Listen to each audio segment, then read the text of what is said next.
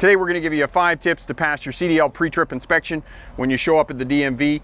This is directed towards tractor trailers, but it'll work for buses and smaller trucks as well. First tip for tractor trailer, you have 45 minutes to complete your pre-trip inspection, so you need to be moving.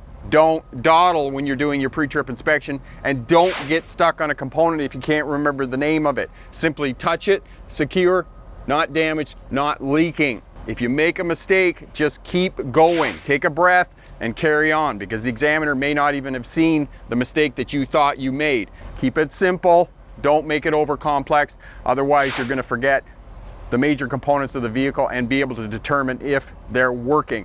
And I'll put a video up in the corner here for you, up here, on ways to memorize the information you need for your pre-trip inspection, because there's a lot of it. So 45 minutes to complete your pre-trip inspection. Don't dawdle. Tip number 2, for the purposes of your CDL test, you are not determining if the vehicle is safe. You are demonstrating a competency. You know how to do the pre-trip inspection. You know the names of the major components of the unit, and you can determine if they are working and they are safe to go up and down the road. So you are determining a competency and demonstrating that to the examiner. You're not determining if the vehicle is safe or not. That's for after you get out and start working. So again, this goes back to point number 1. You got 45 minutes. Keep going, get it down, and time yourself when you're getting near the end and getting closer to your test date, so that you're within that 45 minutes. Because most examiners are only going to give you a couple of minutes, and then they're going to cut you off and you're going to be unsuccessful on your CDL pre-trip inspection. Tip number 3, stick to the sequence. Don't get out of your sequence, because then you'll forget stuff. If you stick to your sequence, then you're going to remember all of the information that you need to present to the examiner to be successful on your test. For me, the best sequence that I have found is on the passenger side of the engine compartment, driver's side of the engine compartment, close the hood, in the cab, outside front of the truck, around the truck and unit in a counterclockwise direction, and then under the truck, and then back in the truck at the end. That is your path of travel around the vehicle. When you're breaking the vehicle into sections, do the section, start at the top, left or right. If you stick to the sequence, it's less likely that you're going to forget something on your pre-trip inspection when you're doing your test. Blood, sweat, and tears. That's what went into this video, because it was hot. And I cut my head on the end of that angle iron underneath the trailer. Ah, that's gonna bleed.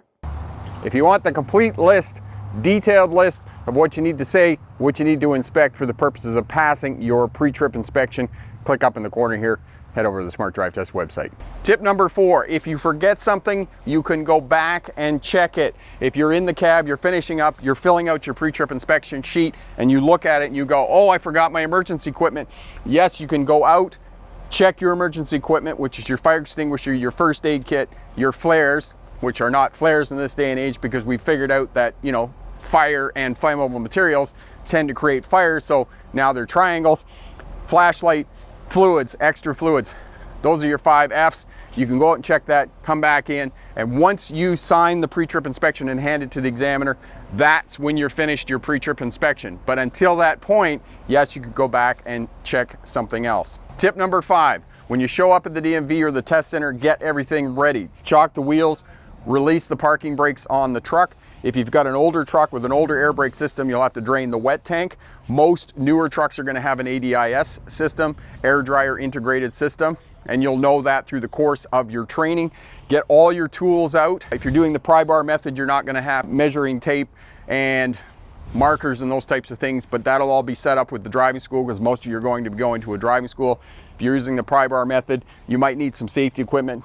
Make sure you wear gloves. You want to protect your hands and keep the dirt outside of the vehicle. So have all your tools ready, your overalls and those types of things, because you're going to have to go underneath the truck. If you need a creeper as well, have that ready. So have that all set up, ready to go, so when the examiner comes out, you can launch right into your pre-trip inspection and get that done within the 45 minutes that you're allotted. Good luck on your test, and remember, pick the best answer, not necessarily the right answer. Have a great day. Bye now.